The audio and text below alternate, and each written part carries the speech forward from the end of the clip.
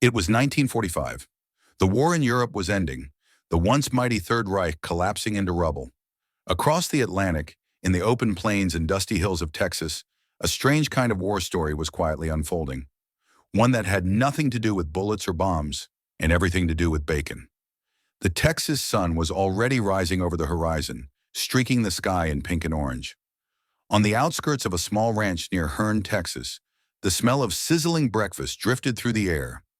Inside the ranch kitchen, an American cook was busy at the stove, frying eggs, buttering biscuits, and crisping up pan after pan of thick-cut bacon. But this breakfast wasn't meant for ranch hands.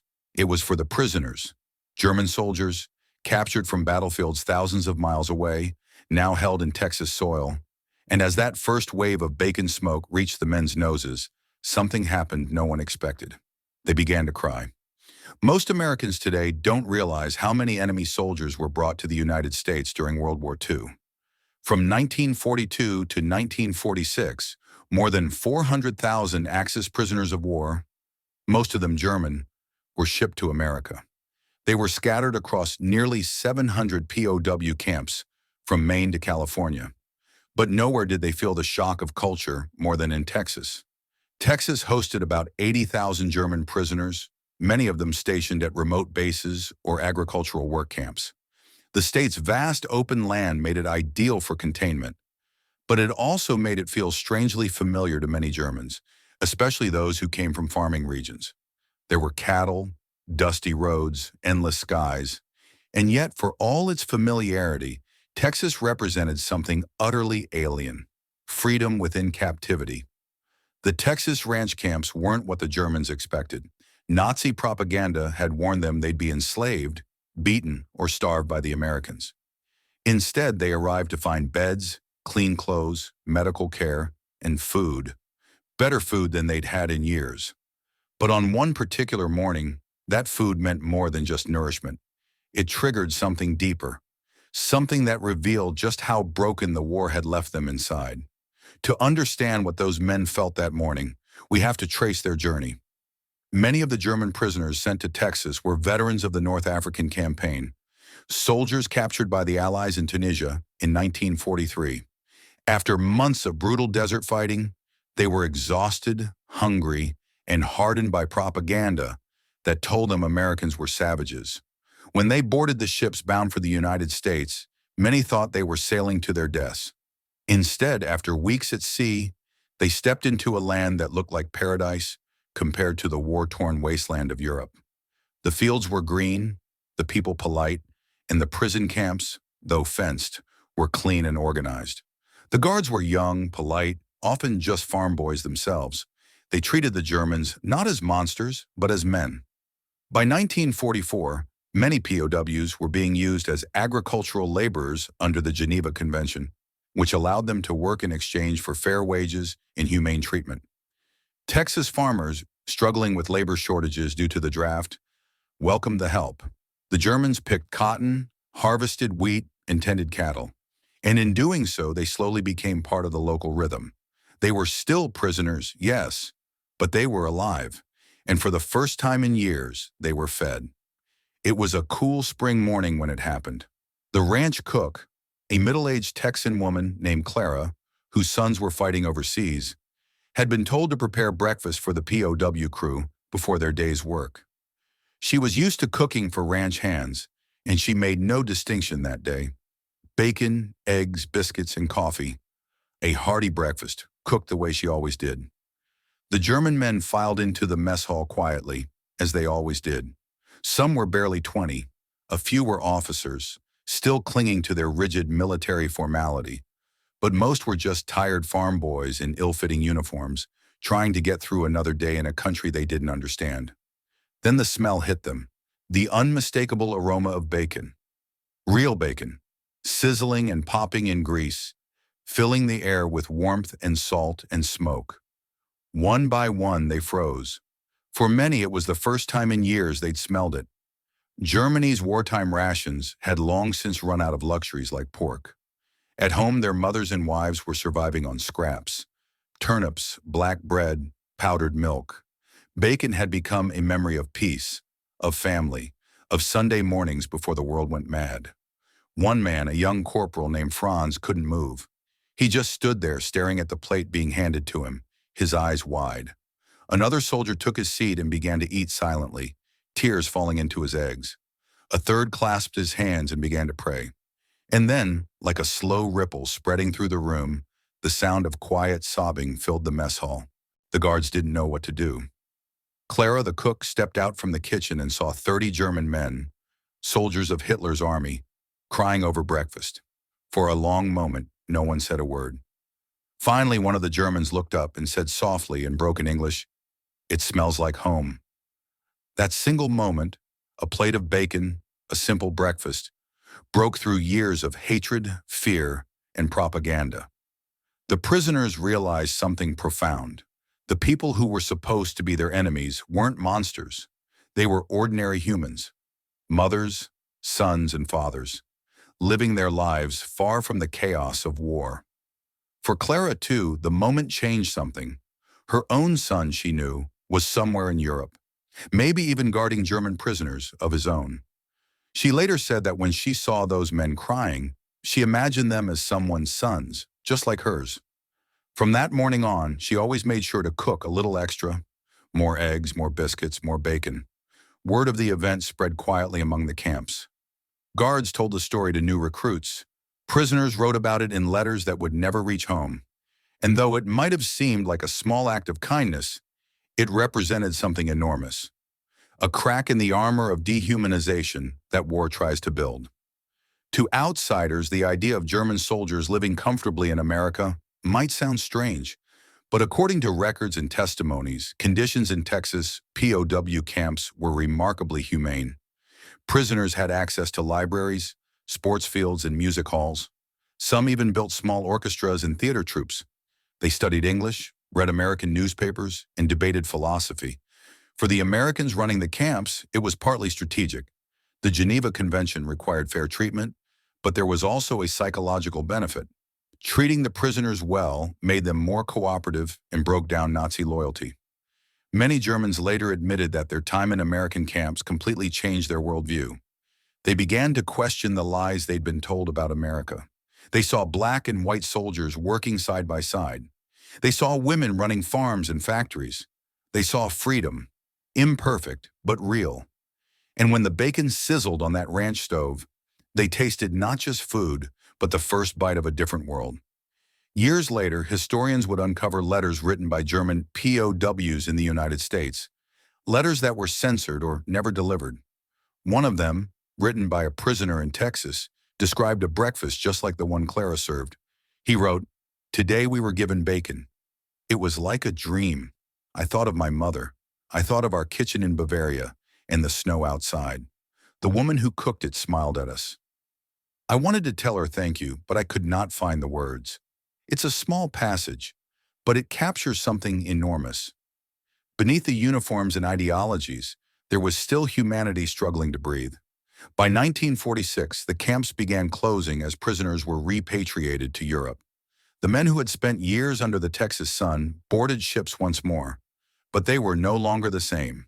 Many carried notebooks filled with English words, sketches of the countryside, and recipes they'd learned from American cooks. When they returned to their bombed-out towns, some tried to share what they'd seen. That Americans weren't cruel, that kindness could exist even in war. But in the chaos of post-war Germany, few wanted to hear it. Still, the memory stayed with them. Decades later, when journalists and historians interviewed former POWs, many mentioned the food, especially the breakfast. One man said, "When I smelled that bacon, I realized I wanted to live." Another said, "It was the first time I felt forgiven, even though no one said a word." What happened on that ranch wasn't a grand political act or a formal truce. It was just breakfast. But in Texas, breakfast is sacred. It's a symbol of hospitality, of open doors and full hearts. And for those German prisoners, that meal was a message louder than any speech. The Texas way of treating guests, even uninvited ones, with warmth and dignity, transformed an enemy camp into a place of quiet healing. And maybe that's what makes this story endure. The realization that kindness can disarm more than any weapon. Historians often focus on the big battles, Normandy, Stalingrad, the Ardennes, but history is also written in small acts. A soldier sharing a cigarette, a nurse tending an enemy's wound, a ranch cook frying bacon for men who were supposed to hate her. Those moments don't make the textbooks, but they're the ones that reveal what humanity is made of. In the decades since, the story of the Texas POWs has become a symbol of compassion in wartime. It's studied in military ethics courses, written into oral histories, and remembered by families across Texas who still recall the days when the enemy lived just down the road, and sometimes joined them for church on Sunday. In 1985, 40 years after the war, a group of former German POWs returned to Texas for a reunion organized by local historians. They were old men now, gray hair, trembling hands, but when they arrived at the site of their old camp, they fell silent. The land had changed, but the sky was the same. One man brought his grandson and pointed toward where the mess hall used to stand. "There," he said, "that's where I cried over bacon." He laughed, but his eyes glistened. Then at the reunion dinner, the hosts, Texans, descendants of the same families who once guarded them, served a familiar breakfast for supper: eggs, biscuits, coffee, and bacon. When the smell filled the hall, every head turned, and for a brief moment, it was 1945 again. One of the Germans stood up and raised his glass. "To Texas," he said, "you made us human again." Today, if you visit the small towns of central Texas, you can still find traces of those camps. Concrete foundations, rusted fences, old photographs in county museums. But the real legacy isn't physical. It lives in the stories passed down, the kindness of ordinary people who refuse to let war strip away their humanity. The tale of bacon for German POWs might sound almost too simple, too small to matter, but that's precisely why it matters. Because war is made of small things, small cruelties and small mercies. And sometimes a single act of grace can echo louder than all the violence that came before it. When the first German POWs stepped off the army trucks onto Texas ranches, they were stunned. Instead of chains or screaming guards, they saw open land, shade trees, and smiling locals with cowboy hats. The heat was brutal, but the air smelled clean. Some men wept when they saw the sky. Open and endless, not black with smoke like the Europe they left behind. The ranchers treated them with a cautious civility. They were, after all, the enemy, but work needed to be done. Cotton picked itself for no one, and cattle had to be fed. The Germans were put to labor, and many surprised their hosts with how skilled they were with tools, horses, and plows. Within weeks, the line between prisoner and worker began to blur. One of those ranches was run by a widow named Clara Mitchell, a sturdy woman in her 40s whose two sons were away fighting in Europe. Her ranch was short-handed, and when the government offered POW laborers, she reluctantly agreed. She didn't like the idea of feeding Nazis under her roof. Not when her own boys were risking their lives, but practicality won out.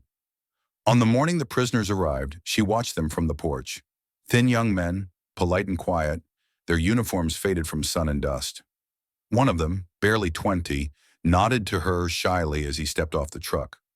Clara didn't smile back, but she noticed the fear in his eyes. Not arrogance, fear. For several weeks, the Germans worked hard without complaint. They mended fences, cleared brush, and fed cattle. They said please and thank you in broken English, and in return, Clara made sure they were treated fairly. The guards assigned to them were just boys, Texans with rifles and awkward grins, and the days passed without incident. Then came that morning. It was early April, the air crisp and still. Clara woke before dawn to make breakfast, as she always did. She didn't plan anything special, just eggs, biscuits, coffee, and bacon. Lots of bacon.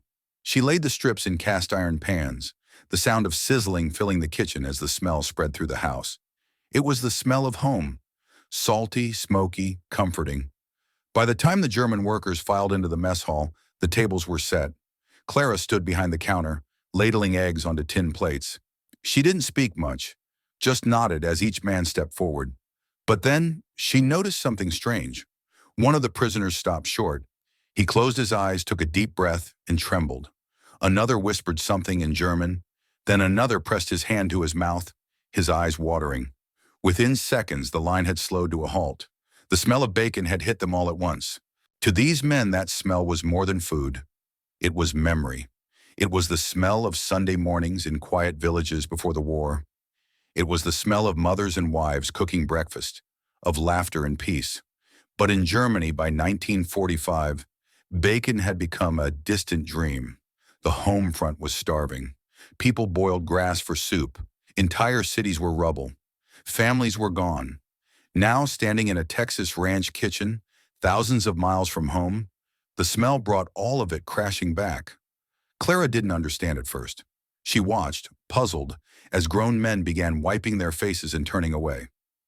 One soldier, a tall, blond man named Carl, tried to sit down but couldn't. He just stared at the food. Another whispered, "Es riecht wie zu Hause." It smells like home. Then quietly one of them began to cry. Not loud, not dramatic, just soft, shaking sobs. And then another, and another. Soon the mess hall was filled with the sound of men crying over breakfast. Clara froze. These were supposed to be enemies, men her sons might have fought. But here they were, broken, homesick, and human. Without saying a word, she turned back to the stove and kept cooking. History often remembers the explosions, the battles, the victories, the losses. But the quiet moments, the ones that never made it into textbooks, are sometimes the most powerful. The story of a Texas woman cooking breakfast for German prisoners doesn't sound like much, but it's in those quiet moments that humanity redeems itself. The bacon breakfast wasn't a treaty or a ceasefire. It was something greater, a reminder that compassion is its own kind of victory. So the next time you smell bacon in the morning, think of that Texas ranch in 1945. Think of the prisoners who wept at breakfast. Think of the cook who chose kindness over hatred. And remember that sometimes peace begins not with a handshake or a surrender, but with a simple act of feeding someone who no longer believes they deserve it.